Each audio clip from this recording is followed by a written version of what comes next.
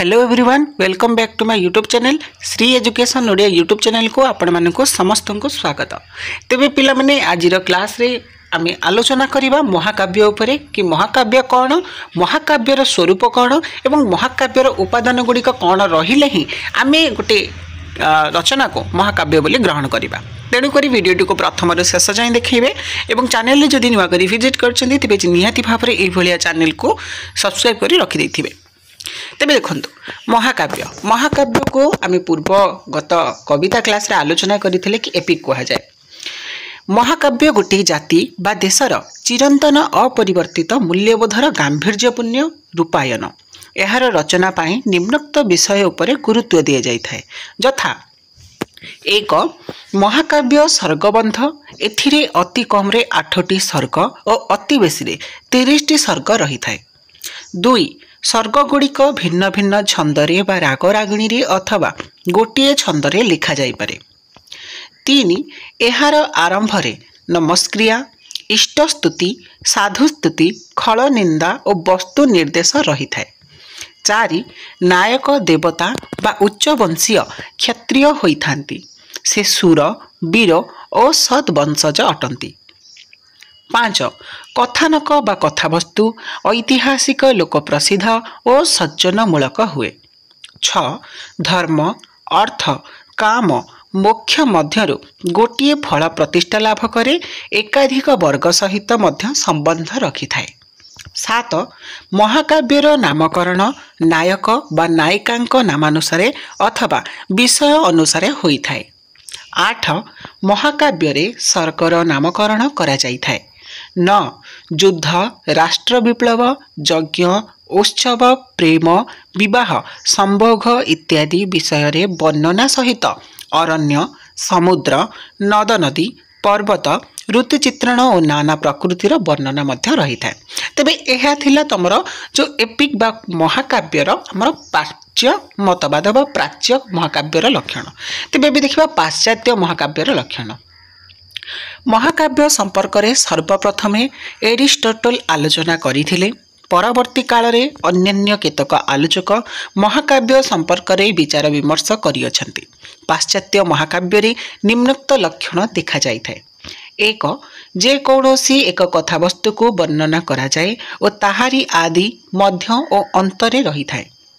2 एक विशेष प्रकारर छंदर व्यवहृत होई थाए।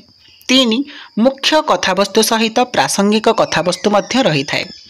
4 महाकाव्य रे ट्राजेडी गुरुत्वपूर्ण भूमिका वहन करे।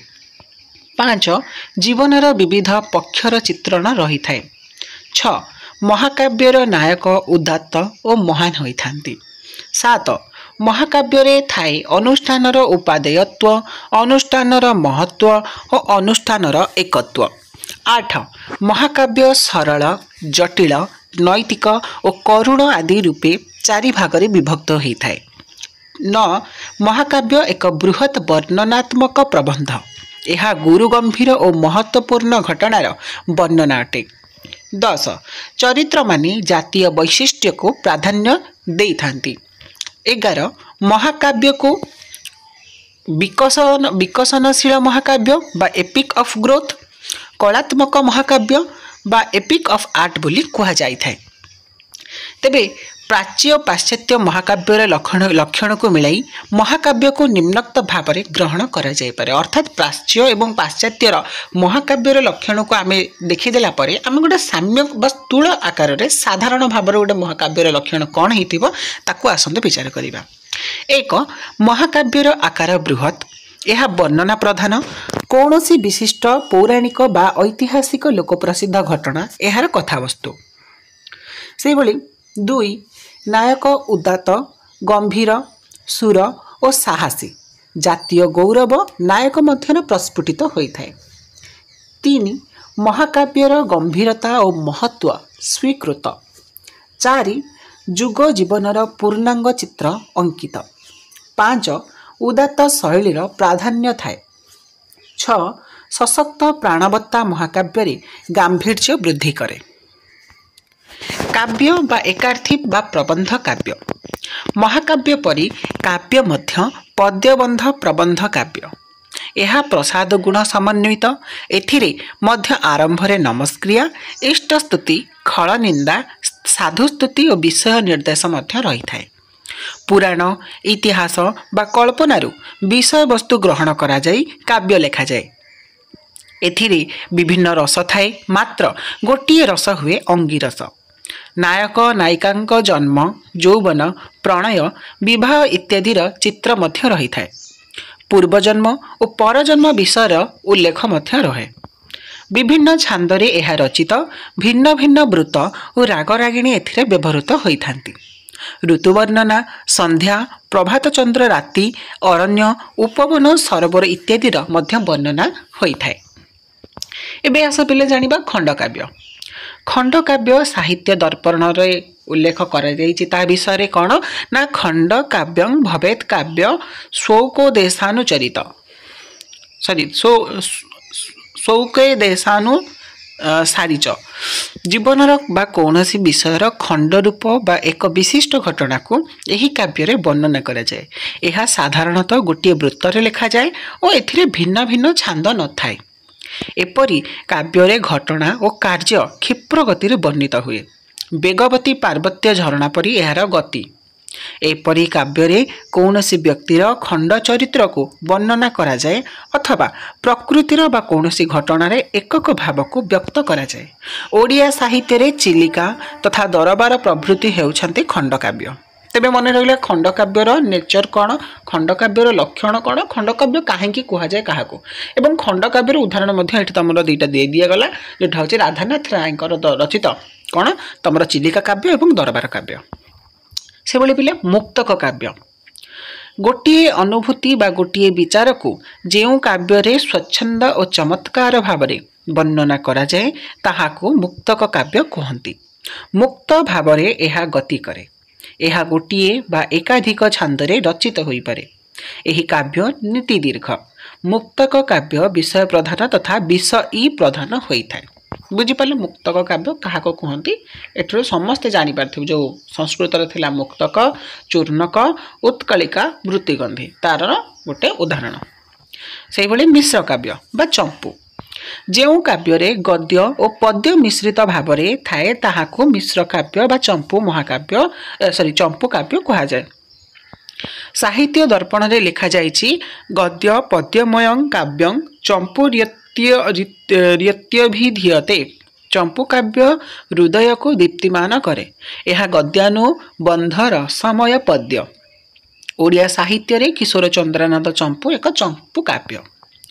तेबे गुणभेदरे काव्यर त्रिविध रूप आसतु कौन जानिबा। गुणभेदरे काव्य तीन प्रकारर यथा मन रखिले उत्तम, मध्यम, अधम। उत्तम काव्य गोटे जुगरे रचित होइथिले मध्य सबु जुगरे प्रभाव पकाए। एहार भाषा, भाव, रस, अलंकार आदि मध्य सुंदर समन्वय होइथाए। यह हृदय को प्रसारित करे, दिव्यानंद प्रदान करे एवं एहार दिव्यानंद हेउचे प्रथम वैशिष्ट्य।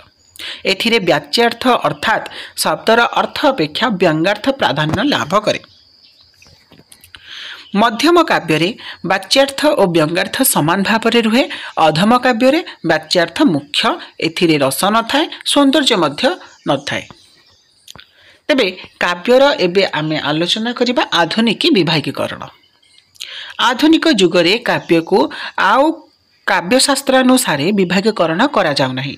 एहाकू निम्नोक्त भाव रे विभक्त करा जाउछि यथा क्लासिक काव्य, रोमांटिक काव्य, पौराणिक काव्य, ऐतिहासिक काव्य, काल्पनिक काव्य, वास्तववादी काव्य, प्रगतिवादी काव्य, प्रकृतिमूलक काव्य, वर्णनामूलक काव्य, गाथा काव्य, गीति काव्य, रीति काव्य एवं गद्य काव्य आदि विभिन्न विभाग रे तांको विभक्तिकरण करा जाउछि। तेबे काव्यर आउ दुईटी विभाग को मध्य आमे आलोचना करिबा। अलंकार शास्त्र रे काव्यर आउ दुईटी विभाग मध्य रही अछि यथा द्रुति काव्य एवं दीप्ति काव्य। द्रुति काव्य रे आह्लाद और माधुर्य प्राधान्य लाभ करे। श्रृंगार और करुण रसरे आह्लाद और माधुर्य गुण फुटी उठे। एही काव्य रे मूर्धन्य वर्ण रहे नाही। कोमल और ललित वर्ण और पद्य रे यह रचित हुए। दीप्ति काव्य चित्त विस्तृति लाभ करे। बीड़ विभत्स और रौद्र रसरे यह प्राधान्य लाभ करिथाए। मूर्धन्य वर्ण दीर्घ समास एथिरे व्यवहृत होते। बुझिपार पिले द्रुति काव्य कौन दीप्ति काव्य कौन। ओडिया काव्यर एबे आमे जानिबा विभागीकरण। ओडिया काव्यर विभागीकरण को ओडिया काव्य को साधारणतः रचना दृष्टि विभागीकरण करा जाई थाए छंद वृत्त रागरागिणी श्लेष अक्षर नियम इत्यादि दृष्टि विचार करा जाए। ओडिया काव्य दुई प्रकार यथा छंद काव्य गीतिबद्ध काव्य। सेमती छंद काव्य तमर पिले 5 प्रकार यथा श्लेष काव्य अक्षर नियम काव्य संख्या नियम काव्य चित्र काव्य कोश काव्य। तेबे देखिबा छंद काव्य रे नाना छंद थाए और काव्य को पर्व कांड और स्तबक आकार रे विभक्त करा जाई थाए। एही काव्य गान योग्य होई थाए। गीतिबद्ध काव्य काव्य मध्य गीतिबद्ध काव्य मध्य विभिन्न छांद रे विभक्त रही थाए। प्रत्येक छांद संगीतर आश्रय रे रचित हुए। एहाकु मध्य राग काव्य कहा जाए। सेपरी श्लेष काव्य श्लेष काव्य रे जो शब्द व्यवहृत होइथाए ताहा 2टी बा 3टी अर्थ प्रकाश करिथाए। एथिरे अलंकारर चमत्कारिता को विशेष भाव में प्रकाश करा जाई थाए। तापरे अक्षर नियम काव्य अक्षर नियम काव्य रे प्रत्येक छांदर प्रत्येक पदर प्रत्येक धाड़ी प्रथम अक्षर स्वरवर्ण बा व्यंजन वर्ण होइथाए। एहाकु आद्य रखी काव्य लेखा जाए। वैदेहीश विलासर प्रथम अक्षर ब रसकल्लोल रे प्रथम अक्षर क अंबिका विलास रे प्रथम अक्षर अ नियम रे मध्य रचित होइछि। संख्या नियमक काव्य संख्या नियमक काव्य रे निर्दिष्ट संख्यक पद थाए यथा चौतीसा चौपदी पोई आदि एही धरणर काव्य अटंती। उपेन्द्र भंजंकर छांदभूषण एहीपरि एक अन्यतम काव्य। तापर आसीबा चित्रकाव्य चित्रकाव्य चित्रबंधरे एही काव्य गुड़िक रचित होइथाए। रथ गज सर्प पद्म सकट आदि चित्र भितरे अक्षर बसा जाई एपरि काव्य रचित हुए। उपेन्द्र भंजंकर चित्रकाव्य बंधोदय एहीपरि एक सुंदर सृष्टि। कोशकाव्य कोशकाव्य रे परस्पर निरपेक्ष श्लोक रही थाए। एथिरे गोटिए बा एकाधिक छंद रही पारे। गीतरे रचित यह एक अभिधान। उपेन्द्र भंजंक गीताभिधान एही श्रेणीर काव्य अटे। जेउ काव्य गद्य रचित होइथाए ओ ता भितरे थाए अंतरीण छंद ताहाको गद्य काव्य कहा जाए। यह गान योग्य नुहे। यह प्रगति बा गीति कवितार आत्मिक सदृश मात्र आंगिकरे यह भिन्न।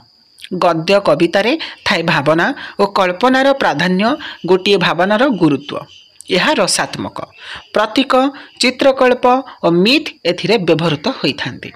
बौद्धिकता एथिरे प्राधान्य लाभ करिथाए।